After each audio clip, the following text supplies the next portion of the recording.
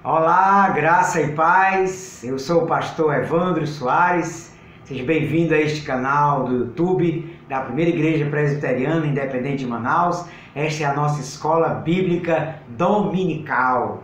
Nós estamos estudando a fascinante epístola, carta de Paulo aos Efésios. Já estudamos o capítulo 1, 2, 3, 4, 5, estamos terminando agora o capítulo 6, só temos mais esta aula e uma próxima, e aí concluímos toda a exposição da carta de Paulo aos Efésios. É um estudo maravilhoso, abençoado, porque nós podemos aprender ricas e preciosas lições sobre o ser igreja. É a epístola de Paulo que mais trata da eclesiologia, o estudo da igreja, e ele trabalhou alguns capítulos as questões doutrinárias, e nos últimos capítulos nós estamos vendo as questões práticas de como ser igreja. Então nós hoje vamos estudar o tema da carta de Paulo aos Efésios, guerra espiritual, a armadura de Deus, ou a armadura cristã, que está no capítulo 6, do versículo 10 ao versículo 20. Então diz assim o texto da palavra do Senhor: quanto ao mais, sede fortalecidos no Senhor e na força do seu poder. Revesti-vos de toda a armadura de Deus, para poderes ficar firmes contra as ciladas do diabo. Porque a nossa luta não é contra o sangue e a carne, e sim contra os principados e potestades, contra os dominadores deste mundo tenebroso, contra as forças espirituais do mal nas regiões celestes. Portanto, tomai toda a armadura de Deus, para que possais resistir no dia mau, e depois de teres vencido tudo, permanecer inabaláveis. Estai, pois, firmes, cingindo-vos com a verdade e vestindo-vos da couraça da justiça. Calçai os pés com a preparação do evangelho da paz, embraçando sempre o escudo da fé, com o qual podereis apagar todos os dardos inflamados do maligno. Tomai também o capacete da salvação e a espada do Espírito, que é a palavra de Deus, com toda oração e súplica, orando em todo o tempo no Espírito, e para isto vigiando, com toda perseverança e súplica por todos os santos, e também por mim, para que me seja dada no abrir da minha boca a palavra, para com intrepidez fazer conhecido o mistério do Evangelho, pelo qual sou embaixador em cadeias, para que em Cristo eu seja ousado para falar como me cumpre fazer. Está aí o texto então de Efésios capítulo 6, do versículo 10 ao versículo 20. Então esse é mais um texto maravilhoso, onde o apóstolo Paulo vai tratar do tema da guerra espiritual, do qual todo cristão está envolvido. Este é um tema importante, porque desfaz uma concepção que muitos cristãos infelizmente têm, de que a vida cristã é como se estivéssemos num parque de diversões. Não, a vida cristã é luta. A vida cristã é uma batalha. A vida cristã é uma guerra. E esta guerra, todo cristão está convocado a lutar. Todo cristão está envolvido nessa guerra espiritual. Surgiu até um movimento há alguns anos atrás chamado movimento de batalha espiritual, surgiu nos Estados Unidos, mas que também apresentou-se aqui no Brasil. E esse movimento tinha alguns excessos doutrinários. Ele falava de demônios territoriais, ele falava de guerra espiritual, tão somente como uma ideia só de uma vida de oração, e ele via demônio em tudo, né? E tinha a ideia também de que você podia lutar contra demônios territoriais, e cada território tinha um demônio específico atuando. Foram ideias excessivas, mas que o movimento teve um aspecto positivo, que foi resgatar essa verdade bíblica que Paulo aqui expõe na sua epístola aos Efésios, e que muitos cristãos esqueceram. de que sim, temos uma guerra espiritual, de que sim, estamos envolvidos numa guerra, numa batalha. E cada cristão é um soldado de Cristo que precisa batalhar esta guerra. E aqui Paulo nos apresenta, além desta guerra, as armas que devemos usar nesta guerra.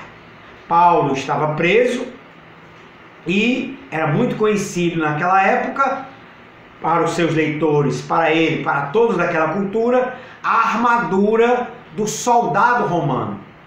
Era uma armadura padronizada para todos os soldados romanos. E essa armadura não é aquela armadura de ferro, de aço, que na Idade Média ficou muito conhecida. É uma armadura onde todas as peças dessa roupa que o soldado romano usava, Paulo usa como figura de verdades espirituais no qual o cristão precisa estar equipado. Então vamos ver isso. Vamos ver como essa armadura de Deus, ela nos capacita a viver, a vivenciar essa guerra e a sermos vitoriosos em meio às lutas, às dificuldades e às investidas diabólicas contra nós. Então, a primeira questão que nós podemos colocar nesse texto está do versículo 10 ao versículo 12, que é conhecendo os nossos inimigos. Todo aquele que vai para uma batalha deve antes estudar, pensar, refletir sobre quem é o seu inimigo, ou quem são os seus inimigos.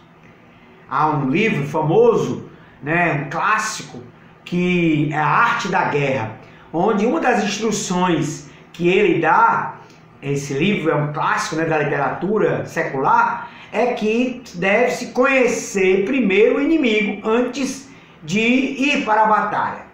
E aqui Paulo trabalha essa questão de nos esclarecer acerca de quem são os nossos inimigos. Então Paulo começa dizendo assim: quanto ao mais, sede fortalecidos no Senhor e na força do seu poder. O cristão, o servo de Deus, precisa se fortalecer no Senhor para essa batalha. Precisa se fortalecer na força do poder que vem de Deus. Aí no versículo 11 ele diz: revestido de toda a armadura de Deus. Agora, para poderdes ficar firmes contra as ciladas do diabo. Então o primeiro inimigo que Paulo nos apresenta aqui é o diabo, que é nos apresentado com as suas ciladas, com as suas artimanhas, com as suas armadilhas. O diabo, aqui a expressão em grego, diabolos, que significa adversário, é Satanás, a antiga serpente, o tentador, o caluniador, o mentiroso, o pai da mentira, aquele que era a serpente lá no Éden e que é o grande inimigo do cristão, do homem e da mulher que teme a Deus e que quer servir a Deus. O diabo tem ciladas, tem armadilhas, porque ele deseja prender, ele deseja aprisionar, ele deseja de alguma forma criar embaraços para aqueles que querem servir a Deus. É interessante que o cristão que está nas mãos de Jesus não pode perder a sua salvação, mas ele pode de alguma forma ser embaraçado, cair numa armadilha e de alguma forma envergonhar a fé cristã. E aqui então Paulo coloca o diabo como nosso inimigo, nosso arqui-inimigo, que precisa ser combatido nessa guerra espiritual. Mas Paulo diz mais, ele também coloca que no versículo 12, a nossa luta não é contra o sangue e a carne, ou seja, não são seres humanos. Muitos às vezes imaginam que nós estamos lutando contra seres humanos e suas ideologias e seus governos. Não. O cristão, o homem e a mulher que teme a Deus e conhece o Evangelho, está lutando não contra seres humanos, está lutando contra seres espirituais. E o principal é o diabo. Este é o inimigo pelo qual nós estamos lutando, estando consciente das suas armadilhas, das suas ciladas. Mas Paulo diz mais, ele diz no versículo 12, que na nossa luta não é contra o sangue e a carne, e sim contra principados e potestades. Aqui Paulo nos apresenta um pouco da hierarquia do diabo, da hierarquia do inferno. Principados e potestades, outro termo que ele usa, dominadores deste mundo tenebroso, forças espirituais do mal nas regiões celestiais. Aqui Paulo está nos apresentando a hierarquia infernal, diabólica, principados, potestades, dominadores deste mundo tenebroso, desse mundo de trevas, as forças espirituais do mal. Então são os demônios caídos, são os anjos que caíam, que se rebelaram juntamente com o inimigo, com o diabo, e que se armaram de todas as formas para guerrear contra o povo de Deus, para não derrotar o povo de Deus, porque o lado final dessa história nós já sabemos. O povo de Deus é vitorioso. Em Cristo Jesus nós somos mais do que vencedores. Mas eles querem, de alguma forma, criar embaraços, armadilhas, aprisionarem, envergonharem o Evangelho através da queda moral, através da queda espiritual, através do aprisionamento espiritual de servos e servas de Deus. Daí então que nessa guerra espiritual, principados e potestades estão guerreando espiritualmente para levar o povo de Deus à vergonha, para fazer com que o Evangelho seja envergonhado através da vida de homens e mulheres que amam o Senhor e que creem em Jesus. E aqui Paulo também coloca no versículo 13: portanto, tomai toda a armadura de Deus, para que possais resistir no dia mal, e depois de teres vencido tudo, permanecer inabaláveis. Paulo aqui faz referência ao dia mal, que é a ideia de o dia da adversidade, o dia onde há uma investida maior do inimigo para com as nossas vidas. E aí nós precisamos esclarecer isso. Nós vivemos a vida cristã, cremos em Cristo e vivemos a nossa jornada, a nossa caminhada rumo à eternidade aqui nesta terra, né, como servos e servas de Deus. Mas há dias, há tempos, aqui não é um dia 24 horas, mas é um tempo. Há tempos onde o inimigo se arma, né, de tal forma que nos leva a uma adversidade tal que estamos à beira de negar a fé, de ser aprisionados, de cair numa armadilha. Então a ideia aqui do dia mau é a ideia de um dia onde há uma investida maior do diabo e dos seus principados e potestades contra o cristão, para que ele caia, para que ele blasfeme, para que ele negue, para que ele duvide, para que ele caia espiritualmente. Então, o dia mau é esse sentido aí. É um tempo onde há uma investida maior, satânica, contra o povo de Deus. E todos nós temos dias maus. Todos nós, cristãos, vamos experimentar dias maus. Como disse, esses dias maus não é um dia de 24 horas, é um tempo onde há uma oportunidade maior do diabo de armar ciladas e de uma investida pesada para derrotar, para subjugar, para fazer com que o cristão caia e envergonhe o Evangelho. Mas Paulo aqui está dizendo para nós que nós podemos revestir-nos dessa armadura espiritual para resistir no dia mau e depois de teres vencido, permanecer inabaláveis. Nós precisamos e podemos permanecer inabaláveis, resistir no dia mau, revestidos com essa armadura espiritual que Deus nos propicia em Cristo Jesus. Então é isso. Nós conhecemos os nossos inimigos. O diabo não são seres humanos. O diabo, sim, suas ciladas, os principados e potestades, e o dia mau, que é o dia da tentação, o dia da adversidade, da investida pesada do inimigo. Agora, nós vamos ver especificamente que armadura é essa, que roupa é essa que Deus nos propicia em Cristo para que possamos vesti-la e resistir no dia mal contra as investidas do diabo. Então, a partir do versículo 14, Paulo vai trabalhar essa armadura espiritual, essa veste pelo qual, Paulo aqui usa essa figura, pelo qual cada cristão deve se vestir e vivê-la para guerrear a guerra espiritual. Então, no versículo 14, ele diz assim: estais, pois, firmes, cingindo-vos com a verdade.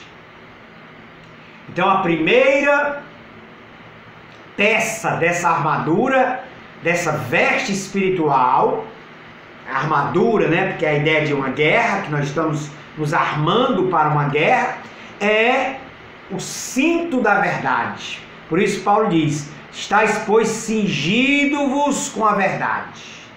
A ideia aqui é que cada cristão, cada homem, cada mulher de Deus esteja verdadeiramente sendo uma pessoa que anda na verdade. Paulo diz, escrevendo aos Coríntios: nada podemos contra a verdade, senão pela verdade.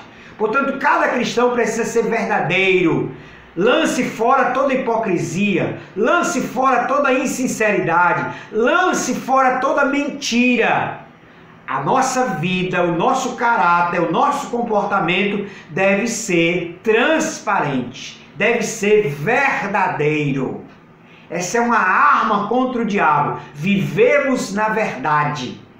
Vivemos na verdade, que é o Senhor, e temos um comportamento, uma fala, um pensamento, uma vida de verdade, uma vida de integridade, uma vida de transparência, onde nós vivemos a verdade do Evangelho, onde nós vivemos a verdade do Senhor, de uma vida íntegra, de uma vida inteira, como verdadeiros, como transparentes, como homens e mulheres sinceros que vivem a verdade de Deus em suas vidas, em seus comportamentos, em seu caráter.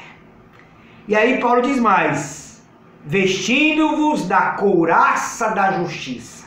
Além de sermos verdadeiros, Paulo também coloca aqui a couraça, né, que era o couro que o soldado romano colocava aqui. Naquela época não existia essa armadura, né, de ferro, de alumínio e tal, mas se colocava então uma couraça, um couro, né, onde esse couro era de alguma forma quase como que impenetrável para as espadas ou outras coisas. E aí então Paulo aqui está dizendo que o cristão, o homem e mulher que quer viver essa guerra espiritual, é alguém que também vive essa couraça da justiça, que veste a justiça de Deus. É alguém que vive uma vida de justiça. Fomos, pois, justificados pela fé em Cristo Jesus. Agora devemos viver uma vida de justiça. Sabemos que nós não temos justiça em nós mesmos, somos falhos, somos pecadores, somos injustos. Mas em Cristo nós fomos justificados. E aí nós recebemos em Cristo uma vida de justiça. Para vivermos uma justiça pela fé. Para vivermos essa noção de justiça no nosso viver cotidiano. É por isso que a Bíblia diz que o justo viverá pela fé. Mas é a ideia também de que cada crente, cada cristão deve ser uma pessoa justa. Deve ser uma pessoa que vive a justiça, que luta pela justiça, que tem fome e sede de justiça e que vive todas as implicações de uma vida justa, coerente e íntegra. E aí Paulo também coloca um terceiro elemento, versículo 15: calçai os pés com a preparação do evangelho da paz. Agora os pés com a sandália que o soldado romano usava nessas vestes, dessa armadura espiritual. Paulo está colocando: os pés devem estar protegidos, devem estar alicerçados no Evangelho da paz. A paz aqui é a ideia da reconciliação, que em Cristo nós fomos reconciliados com Deus. Então todo homem, toda mulher que deseja guerrear e vencer as guerras espirituais contra o diabo, principados e potestades no dia mau, deve estar alicerçado no Evangelho da reconciliação, no Evangelho da paz. Nós temos que ser verdadeiros, temos que ser justos, mas temos que também estar fundamentados no Evangelho. Nós cremos nesse Evangelho, que Cristo Jesus foi à cruz, morreu por nós e nos reconciliou.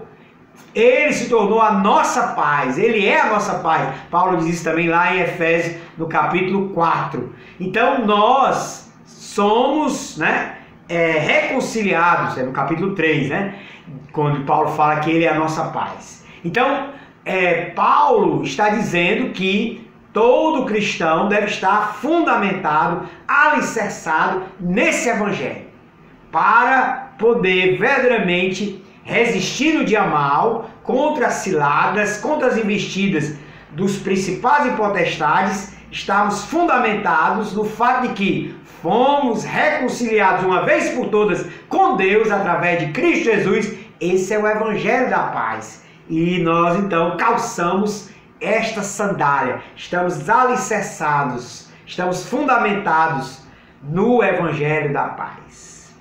Versículo 16, ele coloca também um outro elemento: embraçando sempre o escudo da fé, com o qual podereis apagar todos os dardos inflamados do maligno. Paulo coloca agora aqui o escudo da fé. O soldado romano usava um escudo para proteger-se dos dardos que vinham na guerra. E aí Paulo então coloca para o cristão, para os cristãos de Éfeso, para nós, que nós também temos um escudo. O nosso escudo é a fé. A fé em Cristo Jesus, a fé em Deus, essa confiança, essa certeza das coisas que não se veem. É essa confiança em Deus, essa confiança em Cristo Jesus, que é o nosso escudo contra os dardos inflamados do inimigo. O maligno, ele lança dardos, ele lança dúvidas, ele lança tentações, ele lança situações que querem nos prender, que querem, como que uma armadilha, que querem nos fazer cair. Mas aí nós temos o escudo da fé, crer, confiar, cada vez mais se entregar, se comprometer com o Senhor, porque assim é um escudo contra esses dardos inflamados do maligno nessa guerra espiritual. E aí no verso 17 ele também coloca outro elemento. Ele diz assim: tomai também o capacete da salvação. A ideia do capacete da salvação é a ideia de que todo aquele que crê em Jesus tem a sua mente, o seu entendimento protegido pelo fato de que é salvo na pessoa bendita de Jesus. Essa é uma doutrina cristã reformada que nós temos com muita convicção, Salvo uma vez, salvo para sempre. É um dito popular que se popularizou, essa doutrina reformada da salvação eterna, do crente genuíno. E que aqui Paulo está colocando como capacete da salvação. Ou seja, a mente, o entendimento do verdadeiro cristão está protegido pela convicção de que ele é salvo, de que ele foi salvo, de que ele será salvo. Porque a salvação é uma dádiva de Deus e ninguém pode tirar. Jesus disse: as minhas ovelhas ouvem a minha voz, eu as conheço, dou-lhes a vida eterna. E ninguém as arrebatará da minha mão. Salvo por Cristo Jesus, nós temos esse entendimento que nós somos salvos. É o capacete da salvação para proteger a cabeça. E aí no versículo 17, na parte B, Paulo diz assim: e a espada do Espírito, que é a palavra de Deus. Então aqui Paulo coloca uma arma de ataque, que é a espada do Espírito. Lembremos que Jesus, na tentação do deserto, contra o diabo, usou a palavra. Toda vez que o diabo sugeria que Jesus o adorasse, transformasse pedras em pães, se jogasse do pináculo do templo, porque seria protegido pelos anjos, Jesus o refutava usando a palavra. A palavra aqui é essa espada do Espírito de Deus, do qual nós podemos guerrear, do qual nós podemos atacar, não só nos defender contra os dados inflamados do inimigo, o escudo da fé, mas também atacar nessa guerra espiritual com a palavra. A palavra de Deus é essa espada do Espírito pelo qual nós podemos atacar. O diabo pode nos tentar com algo, os inimigos, os principais e potestades podem lançar tentações sobre as nossas vidas, ciladas, e nós vamos atacá-los com a palavra. É por isso que cada crente, é por isso que cada cristão precisa conhecer a palavra, precisa viver a palavra, mas precisa também conhecer a palavra, para poder que essa palavra venha à sua mente, venha ao seu coração nesses momentos quando há investidas do diabo, o chamado dia mau, para que você o combata com a palavra. A palavra introjetada no seu ser vai ter esse efeito combativo de refutar as investidas do diabo contra você ou contra mim. E aí então nós agora vamos ver alguns recursos adicionais que Paulo coloca a partir do versículo 18. Ele diz: com toda oração e súplica. Então ele diz que além de toda essa armadura, nós devemos também vigiar com toda oração e súplica. Oração, que é a ideia de eu estar me colocando diante de Deus, clamando, adorando, glorificando, intercedendo, e a súplica é aquele rogo, é aquele clamor, é aquela intercessão fervorosa com que eu me coloco diante de Deus. Então Paulo está dizendo, esses dois recursos adicionais, além de toda aquela armadura, e todos aqueles elementos que ele colocou, a verdade, a justiça, o evangelho, a fé, a salvação e a palavra, Paulo está dizendo, orem e supliquem, orem e clamem, estejam armados de muita oração e de muita súplica. E Paulo diz mais, orando no Espírito. Espírito aqui está com E maiúsculo, é a ideia da oração no Espírito Santo. Ou seja, cada cristão aqui está sendo incentivado a orar no Espírito, a fazer as suas orações na dependência do Espírito, orar no Espírito, na dependência em que o próprio Espírito gera em nós palavras. Convém lembrar que Paulo diz que nós não sabemos orar como convém, mas o Espírito ora por nós com gemidos inexprimíveis. Então orar no Espírito é orar na dependência do Espírito de Deus, para que Ele ore as nossas palavras, para que Ele venha sobre nós e nos dê as palavras necessárias para orarmos e batalharmos no Espírito em oração contra o diabo, principados, potestades nos dias maus. Ele diz mais, e para isto vigiando com toda perseverança. Paulo coloca isso porque muitos de nós temos a tendência de esmurecer, de até mesmo desfalecer, de ser inconstante na vida de oração e sobretudo nessa visão aqui da batalha espiritual. E aí Paulo está dizendo, vigiem com perseverança, essa guerra todos nós estamos envolvidos, então é preciso vigiar e é preciso perseverar, ter constância. Paulo escrevendo aos Coríntios, ele diz ainda, lá no capítulo 15, sede firmes e constantes, sempre abundantes na obra do Senhor, sabendo que o vosso trabalho não é vão no Senhor. E aí ele diz mais, vigiando com toda perseverança e súplica por todos os santos. Então a perseverança, a vigilância e a perseverança é por todos os santos. Quer dizer, além de eu guerrear, orar, suplicar, orar no Espírito, eu devo vigiar, eu devo perseverar e isso fazer por todos os santos. Eu devo clamar pelos cristãos, pelos outros, pelos meus irmãos na fé que também precisam estarem vigiando, que também precisam de toda essa armadura e que devem vigiar com toda oração e súplica por todos os cristãos. Então, a última questão que Paulo coloca aqui é que nós devemos também nos armar de oração e súplica.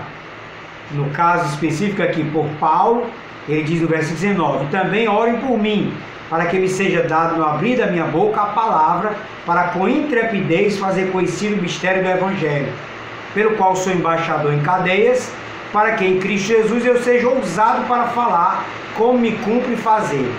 Assim como nessa guerra espiritual, Paulo aqui convida os cristãos de Éfeso para orar por ele, para que ele tivesse intrepidez e ousadia para continuar pregando o Evangelho, mesmo estando preso. Assim os cristãos hoje também são convidados a orar pelos pregadores e também por si mesmos, no sentido de que Deus lhes dê intrepidez e ousadia para fazer conhecido o Evangelho, para pregar o Evangelho, para anunciar o Evangelho, para compartilhar o Evangelho, esse mistério de Deus, fazer conhecido o mistério de Deus no mundo.